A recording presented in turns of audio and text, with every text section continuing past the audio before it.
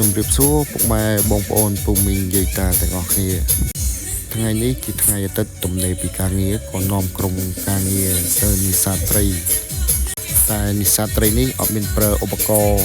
ឬសម្ភារៈដូចជាមងសំណាញ់អីនោះទេគឺនេសាទដោយដៃផ្ទាល់តែម្ដងបាន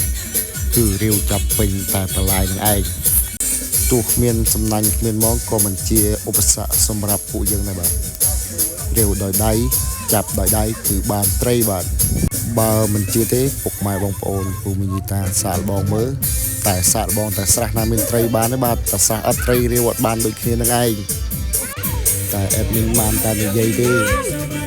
តែព្រឹកមិញហ្នឹងគ្មានបានចុះចាប់នឹងគេទេព្រោះអីខ្លាចរងាបានមកត្រឹមយោត្រីដើរទៅវិញទៅមកយកស្ទាយហ្នឹងឯងបើសួរថាអេដមីនមានបានចាប់បានមួយអត់បាទចាប់បានមួយត្រីគេបោះមកលើគោកឲ្យចាប់ដាក់ចូលត្រង់នឹងឯង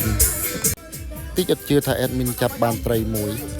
តិចអេដមីននិយាយទៅអត់ជឿអេដមីនថាអេដមីនចាប់បានហ្នឹងនេះបាទជឿអេដមីនឬនៅថាអេដមីនក៏ចាប់បានមួយដែរមិនអត់ប្រយោជន៍ណាមកព្រឹកចាប់បានមួយនឹងគេដែរតែហើយនេះជាលទ្ធផលសរុបរបស់ក្រុមការងាររបស់យើងដែលចាយពេលអស់មកព្រឹកគឺបានប៉ុណ្្នឹងឯង